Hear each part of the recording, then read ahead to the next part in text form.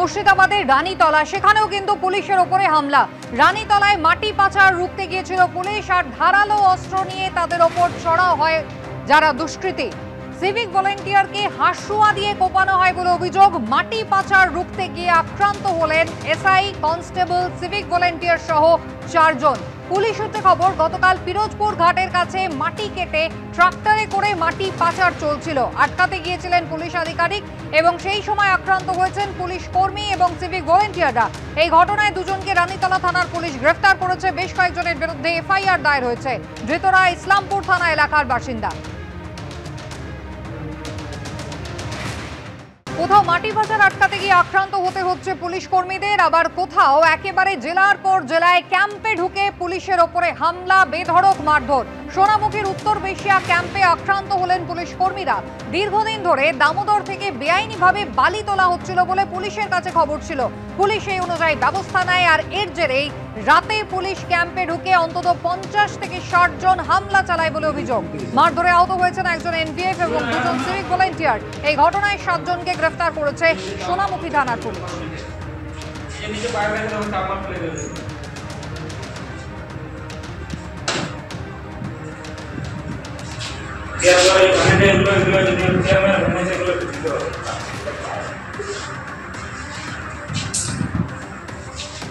এক দু মাস ধরেই যেটা লক্ষ্য করা যাচ্ছিল যে হঠাৎ করেই ওই গ্রামের যারা আছেন তারা দামোদরের চরে ট্রাক্টর নামিয়ে ইল্লিগালেই বালি এবং বালির মুভমেন্ট করছিলেন এবং ইল্লিগাল স্যান্ড ট্রান্সপোর্টেশনের সাথে জড়িত ছিলেন।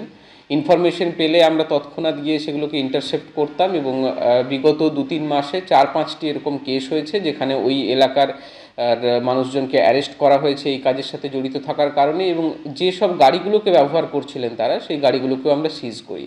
এই ঘটনার ওনাদের মধ্যে একটা আক্রোশ তৈরি করে এবং তারই ফলশ্রুতিতে কালকের এই আমাদের ক্যাম্পের ওপর অ্যাটাক বলে আমরা মনে করছি।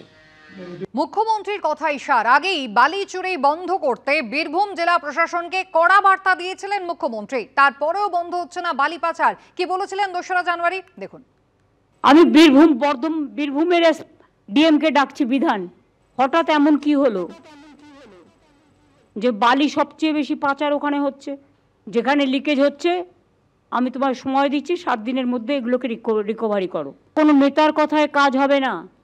গভর্নমেন্ট রেভিনিউ কেউ নিয়ে চলে যাবে আর তোমরা আঙুল গুটিয়ে বসে থাকবে, এটা আমি কিন্তু টলারেট করব না। বীরভূমে কিন্তু আমাদের নেতাদের কথা এটা হচ্ছে না। মুখ্যমন্ত্রী কড়া বার্তা দিয়েছিলেন, সময় বেঁধে দিয়েছিলেন, কিন্তু তারপরও একেবারে দুঃসাহস দেখা যাচ্ছে অপরাধীদের। আক্রান্ত হচ্ছে বারবার পুলিশ। এই নিয়ে পুলিশেরই কড়া সমালোচনা করেছেন প্রাক্তন পুলিশ কর্তা সলিল ভট্টাচার্য।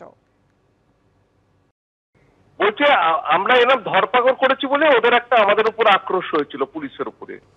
আরে চোরকে ধরবে, চোরের আবার আক্রোশ কি? আবার চোরটার জন্য রিটালিয়েট করবে? তুমি দেখো একটা জিনিস দেখো, সবচেয়ে বড় কথা হচ্ছে পুলিশ আইনের শাসনকে প্রতিষ্ঠা করে। পুলিশকে তাই বলা হয় ল এনফোর্সিং অথরিটি।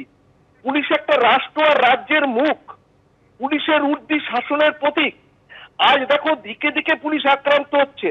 আজকে পুলিশ রিটালিয়েট করতে পারছে না কেন? কারণ a part of the police personnel with civic contractual worker, যারা সিভিক ভলেন্টিয়ার আছে, they are in league with the racketeer, যার জন্য চোরদের সাহস বেড়ে গেছে। পুলিশের ভূমিকার কড়া সমালোচনা করেছে বিরোধীরাও।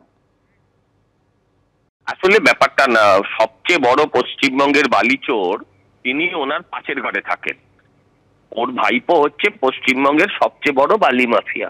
এখন বিষয়টা যেটা হচ্ছে, উনি পুলিশকে নির্দেশ দিচ্ছেন, কিন্তু নির্দেশ ওই টিভিতে দেখানো নির্দেশ আর প্রকৃত সদিচ্ছা দুটোর মধ্যে তফাৎ আছে। এদের বিরুদ্ধে প্রপার অ্যাকশন এবং যেভাবে এই আক্রমণগুলোর ছবি যেমন দেখতে পাই, সেরকম পুলিশি অ্যাকশনের ছবিগুলো যদি মানুষের সামনে আসতো তাহলে মানুষ আইনকে ভয় পেত।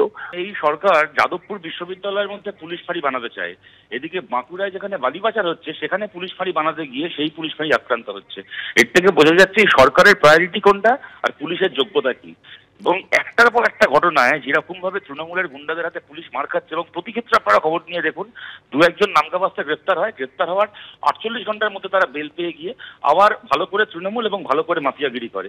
এই যদি চলে আমাদের রাজ্যে, তাহলে তো এটাই হবে।